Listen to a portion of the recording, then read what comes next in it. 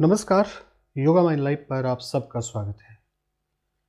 आज मैं एक ऐसी शक्ति के बारे में आपके साथ बातचीत करने जा रहा हूं, जिसका आप हर रोज़ प्रयोग करते हैं। और वो ऐसी शक्ति है, हर रोज़ प्रयोग करते हुए भी आप अनभिज्ञ रहते हैं, अनजान रहते हैं उस शक्ति से। मज़े की बात यह है कि वो शक्ति ही हमारे सारे विचारों को चला रही है, हमारे ज़हन में, हमारे माइंड में, या यूँ कहिए कि वो शक्ति ही हमारे जागृत माइंड में, चेतन माइंड में और सबकॉन्शियस माइंड में भी विचारों को पैदा कर रही है। कौन सा विचार कब चाहिए और कौन सा कार्य आपके लिए इम्पोर्टेंट है और आप भूल गए हैं, वो शक्ति ही याद दिलाती है और हमारे जीवन के हर स्तर पर, हमारे सबकॉन्शियस माइंड के हर स्तर पर वो शक्ति काम करती है। मैंने बताया कि आप उस शक्ति का हर रोज़ प्रयोग करते हैं, लेकिन अनभिज्ञ हैं। आपको बहुत बार ये अनुभव हुआ होगा कि आप काम कर रहे हैं और किसी इम्पोर्टेंट बात को भूल गए हैं और फिर अचानक वो ख्याल याद आता है, अचानक वो विचार याद आता है या वो काम याद आता है।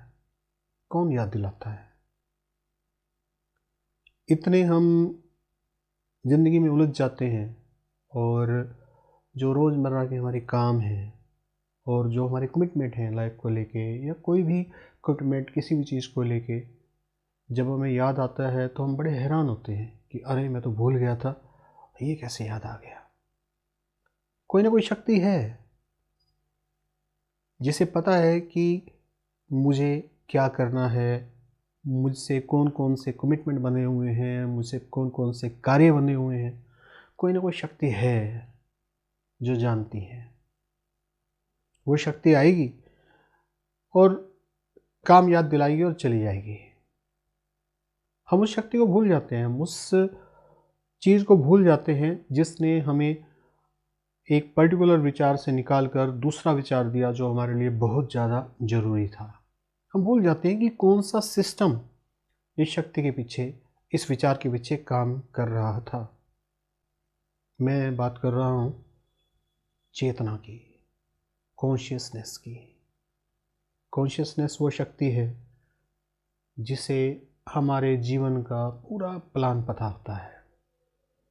कॉन्शियसनेस क्या है, चेतना क्या है, उस पर मेरे अलग से वीडियो भी हैं। और उसको समझने के लिए एक्चुअली चेतना जो है किसी वीडियो से समझ आने वाली चीज़ नहीं है। चेतना स्वयं जब हम चेतन होते हैं तब समझ आने लगती है। चेतना ही वो शक्ति है जिसे हर किसी के जीवन के प्लान के बारे में पता होता है। चेतना हमारे जो कार्य हैं उनको भुलाने का काम भी करती है और उनको याद दिलाने का काम भी करती है। क्या मेरे लिए सही है, क्या सही नहीं है, ये डिसाइड करती है मेरी चेतना। हम अक्सर कहते हैं कि मुझे याद नहीं रहा, पता नहीं क्यों याद नहीं रहा, इतना इम्पोर्टेंट काम मैं कैसे भूल सकता हूँ। या हम कई बार हैरान होते हैं, अरे मैं तो इतना ज़्यादा बिजी हो गया था, पता नहीं कैसे मेरे दिमाग में ये बात आ गई और मैंने ये काम कर दिया, थैंक्स गॉड। भूल जाते हैं कि एक शक्ति थी इस चीज़ को याद दिलाने के पीछे। चेतना, चेतन शक्ति दोनों काम करती है, याद दिलाने का भी और भुलाने का भी। लेकिन हम कभी भी नहीं सोचते कि वो कौन सा सिस्टम था जो अचानक आया और मुझे याद दिलाकर चला गया। और वो कौन सा सिस्टम था जिसने सारा दिन मुझे एक छोटा सा काम याद ही नहीं दिलाया। वो सिस्टम नहीं चाहता था कि मैं वो काम करूं, या अगर मुझे किसी जगह पे जाना हो वो सिस्टम नहीं चाहता था कि मैं उस जगह पे जाऊं, या वो सिस्टम चाहता था कि कुछ भी हो जाए कि इस व्यक्ति को ये काम तो करवाना ही है।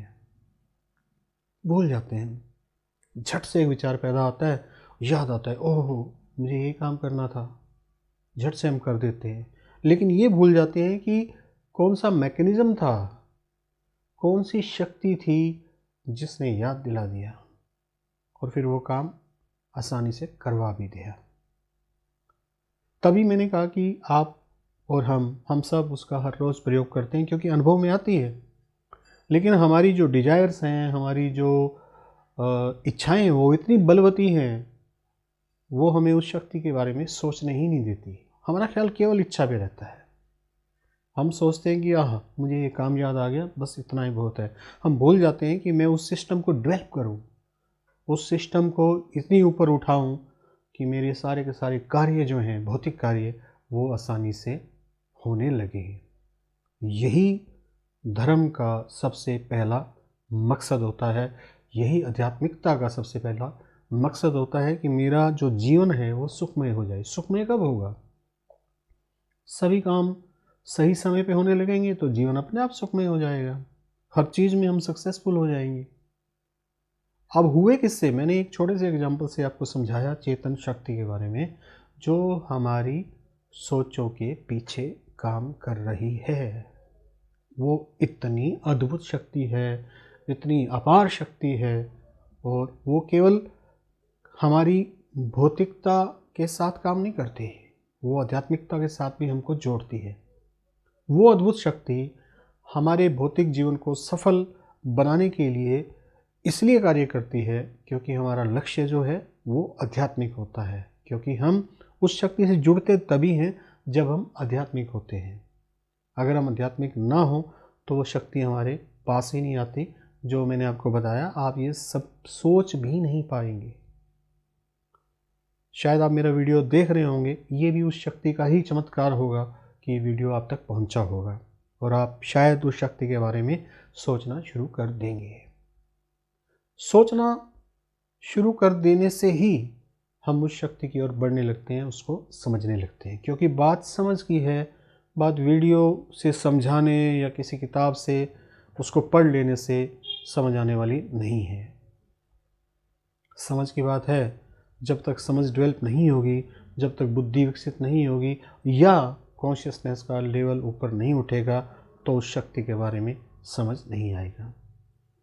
इस शक्ति पर हम आगे भी बातचीत करते रहेंगे और यही जानने की कोशिश करेंगे कि इस शक्ति तक कैसे पहुंचा जाए और किस तरीके से चेतना का विस्तार किया जाए, ताकि भौतिक काम तो बने ही बने और आध्यात्मिकता में भी हमारी दिन दुगनी रात चौगनी तरक्की होने लगे।